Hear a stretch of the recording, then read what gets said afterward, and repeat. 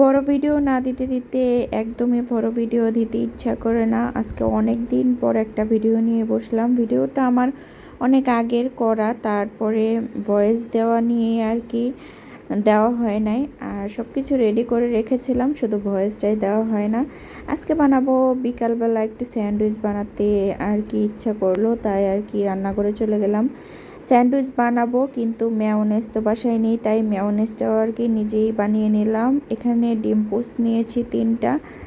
আর মেয়োনেজের জন্য যা যা লাগে আমি তো মনে করি সবাই মেয়োনেজ বানাতে পারে। ডিম পোস্ট, তারপরে গুঁড়া দুধ, চিনি, তারপরে পরিমাণ মতো একটু লবণ দিয়ে দিলাম আর তেল দিয়ে দিব। দেওয়ার পর কিছুক্ষণ ব্লেন্ড করে নিব, তাহলেই কিন্তু হয়ে যাবে মেয়োনেজ। এই তো। আর এই মেয়োনেজটা কিন্তু অনেকটাই মানে স্বাস্থ্যকর আর কি, বাহিরের মেয়োনেজ থেকে। এটা কিন্তু ফ্রিজে রেখে খাওয়া যাবে, কিছুদিন আর কি ফ্রিজে রেখে খাওয়া যাবে। এটা আমার মেয়োনেজটা কিন্তু খুবই টেস্ট হয়েছিল। তারপর এই তো এখন হবে হচ্ছে মেইন আর কি।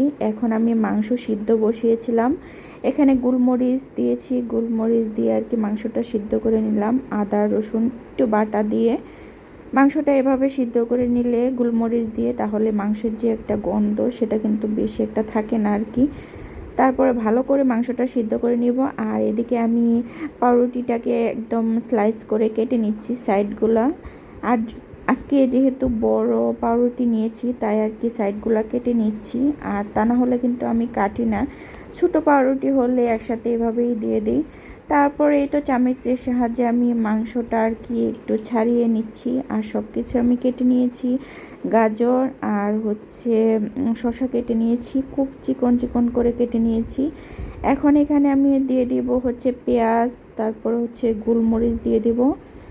আর এমনি তোমরা যারা ঝাল খাও তারা কিন্তু ঝাল মরিচ কাঁচা মরিচ দিতে পারো, কিন্তু আমি দিই নাই যেহেতু বাচ্চারা খাবে। আর স্যান্ডউইচটা একটু মিষ্টি মিষ্টি হলে আর কি ভালো লাগে। তাও তোমরা যদি ঝাল খাও তাহলে কিন্তু এখানে কাঁচামরিচও দিতে পারো। তারপরে এই তো আমার মেয়োনেজটা দিয়ে দিলাম, আমি যে বানিয়েছিলাম মেয়োনেজটা দিয়ে দিলাম। মেয়োনেজটা দিয়ে কিছুক্ষণ মাখিয়ে নিব। আমার কিন্তু পুরো মেয়োনেজটাই লেগে গিয়েছিল, যেহেতু সবার জন্যই করেছি আর সবাই খাবো, তাই একটু বেশি করে মেয়োনেজ করেছি। তারপরে একটু স্যান্ডউইচও বেশি করে বানাবো। আমি কিন্তু মাঝে মাঝে রাতের বেলা এই খাবারগুলো করে থাকি, কারণ যেহেতু রাতের বেলা রুটি খাওয়া হয়, তাই মাঝে মাঝে কিন্তু এগুলা খাওয়াই হয়। তারপরে আর তেমন একটা ভাতের ক্ষুধা লাগে না। তারপরে এই তো মাখানো হয়ে গেলে পাউরুটির উপরে দিয়ে দিতে হবে, ভালো করে বেশি করে আর কি দিয়ে দিতে হবে সাইডগুলোতে। তারপরে কেটে নিলেই কিন্তু স্যান্ডউইচটা খুব সুন্দর, বাহিরের যে স্যান্ডউইচ সেরকমই আর কি দেখতে লাগে, আর খেতেও কিন্তু সেরকমই লাগে। তোমরা কিন্তু ইচ্ছা করলে অবশ্যই এভাবে বানিয়ে খেতে পারো। আর আমার ভিডিওটা ভালো লাগলে অবশ্যই লাইক কমেন্ট শেয়ার করে আমার পাশে থাকবে। আজকের মতো টাটা।